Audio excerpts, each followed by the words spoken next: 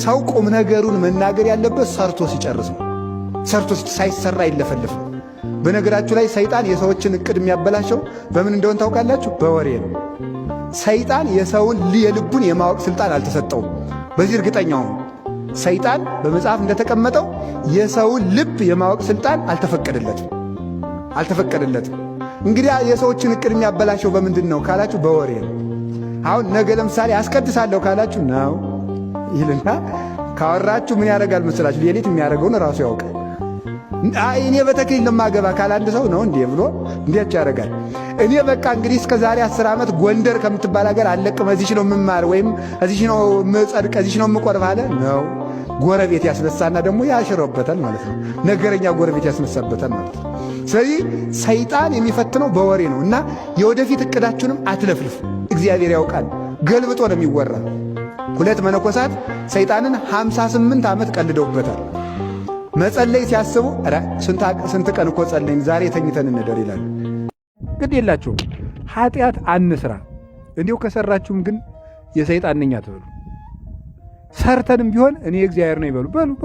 በሉ ዝም ብላችሁ በሉ እንጂ እንዲሁ የፈለገ በሕይወታችሁ ዘመን ኃጢአት ላለመስራት እንጠንቀቅ። ግን ወድቃችሁ ራሱ ወዲያው የማን ነኝ ነው ማለት ያለባችሁ። በሉ እንጂ እግዚአብሔር ነኝ። ኃጢአት አንስራ። ሰርተን እንኳን ወዲያው እንኳን ቢሆን ሰይጣን እንደዚህ ሙኘ ቢሆን የማን ነኝ ማለት አለብን።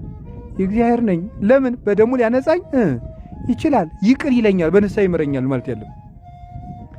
ለሰይጣን እኔ እውነቴን ነው እንደ አህያ አፈር የተቀባው እንኳን ቢሆን እኔ እዚያው ከነ ኃጢአት የማረኝ እላለሁ እንጂ የሰይጣን ነኝ ብዬ አልሞትም። እኔ የፈለገ ቢሆን የክርስቶስ ሆኜ መሞት ነው የምፈልገው። ካቃተኝም እሱ እንዳረጋ ያደርገኛል። የክርስቶስ ነኝ። አሁን ወገኖቹ፣ በጎቹ፣ ልጆቹ ከዚያ በላይ ደግሞ አካላቱ ነን።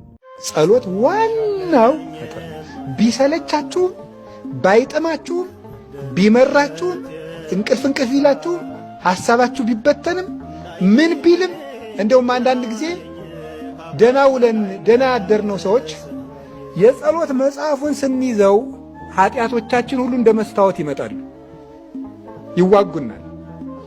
ዝም ብለን እናንብበው፣ ግድ የላቸው። የእግዚአብሔር ቃል ቅቤ ነው አይደለም የሚሉ አባቶቻችን። ቅቤ ስለ ቅቤ ብትማርም ባትማርም ከተቀባው ምንድን ነው ያለዝብሃል።